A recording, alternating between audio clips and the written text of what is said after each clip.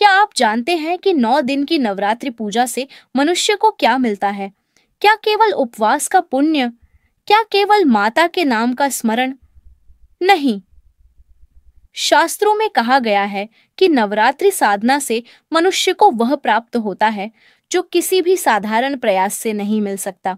एक ऐसा वरदान जो मनुष्य के जीवन को हर स्तर पर बदल देता है। यह वरदान क्या है? यही तो इस यात्रा का सबसे बड़ा रहस्य है, जिसे हम इस पूरे वीडियो में समझेंगे और अंत में जानेंगे कि माता हमें आखिर सबसे बड़ा वरदान क्या देती है। पुराणों में वर्णन है कि जब जब अधर्म बढ़ा, जब जब राक्षसी शक्तियों ने संसार को त्रस्त किया, तब तब आदिशक्ति ने अवतार लेकर जगत की रक्षा की और नवरात्रि उन्हीं 9 रूपों की साधना का पर्व है। ये 9 दिन केवल दिन नहीं, ये 9 सीढ़ियां हैं जिन पर चढ़कर साधक सांसारिक बंधनों से ऊपर उठता है और दिव्यता को प्राप्त करता है। पहले 3 दिन मां शक्ति दक्ष काली की साधना के हैं। ये दिन उस समय के लिए हैं जब मनुष्य भय और नकारात्मकता से घिरा हो। शास्त्रों में कहा गया है कि साधक जब इन दिनों में मां का स्मरण करता है तो उसके भीतर एक अद्भुत बल का संचार होता है। मां शैलपुत्री से मिलता है दृढ़ संकल्प, ब्रह्मचारिणी से तप और संयम, और चंद्रघंटा से साहस। सोचिए, अगर जीवन में संकल्प हो, संयम हो और साहस हो तो कौन सा कार्य असंभव रह सकता है? यही कारण है कि पहले 3 दिन शक्ति की साधना से साधक का भय नष्ट होता है और वह जीवन के संघर्षों का सामना निर्भीक होकर कर पाता है। अगले 3 दिन मां लक्ष्मी की साधना के हैं।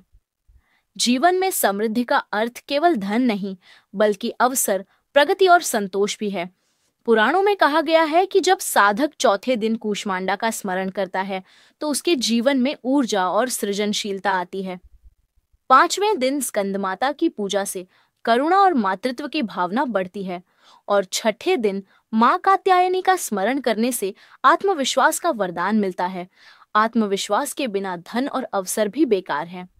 इसीलिए लक्ष्मी की साधना केवल वैभव नहीं, बल्कि उन्नति और प्रगति का मार्ग प्रशस्त करती है। फिर आते हैं अंतिम 3 दिन मां सरस्वती की साधना के। जीवन में सबसे बड़ी समस्या क्या है? अज्ञानता, अस्थिर मन और ध्यान की कमी। 7वें दिन मां कालरात्रि से साधक को नकारात्मकता के विनाश का आशीर्वाद मिलता है। 8वें दिन महागौरी से पवित्रता और सौंदर्य की प्राप्ति होती है और 9वें दिन सिद्धदात्री से सफलता और सिद्धियां मिलती है। यह वही 3 दिन है जब साधक का मन एकाग्र होता है, उसका विवेक जागृत होता है और उसका जीवन ज्ञान और प्रकाश से भर जाता है। अब जरा सोचिए, 9 दिनों में साधक को क्या क्या मिलता है? दृढ़ संकल्प, आत्मसंयम, साहस, ऊर्जा, करुणा, आत्मविश्वास, नकारात्मकता से मुक्ति, पवित्रता और सफलता। यह 9 गुण ऐसे हैं जैसे 9 रत्न, 9 दीपक, जो मिलकर साधक के जीवन को पूर्ण बनाते हैं। और यही कारण है कि नवरात्रि को जीवन का सबसे बड़ा उत्सव कहा गया है। लेकिन दोस्तों, पुराणों में एक और रहस्य छिपा है। यह 9 गुण तो साधक को मिलते ही हैं, परंतु माता का सबसे बड़ा वरदान इनमें से भी आगे है।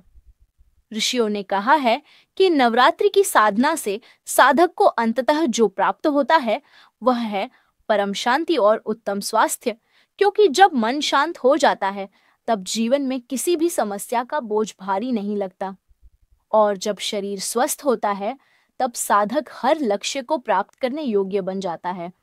धन, वैभव, यश और रिश्ते तभी टिकते हैं जब मन शांत और शरीर स्वस्थ हो। यही वह वरदान है जिसे माता हर उस साधक को देती है जो पूरे 9 दिनों की साधना श्रद्धा से करता है। दोस्तों, यही नवरात्रि का रहस्य है। यही वह शक्ति है जो हर मनुष्य के जीवन को बदल सकती है। इसलिए इस बार नवरात्रि को केवल उपवास का पर्व न माने, बल्कि इसे आत्मा के जागरण का पर्व बनाइए। दीप जलाइए, माँ का स्मरण कीजिए और अनुभव कीजिए कि कैसे 9 दिन की साधना आपके जीवन को अंधकार से प्रकाश की ओर ले जाती है। और अंत में, अगर यह संदेश आपके हृदय को छू गया हो तो इसे अपने प्रियजनों तक अवश्य पहुंचाइए, ताकि हर कोई माँ का आशीर्वाद प्राप्त कर सके।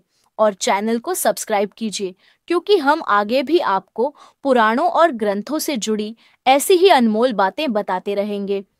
जय माता दी।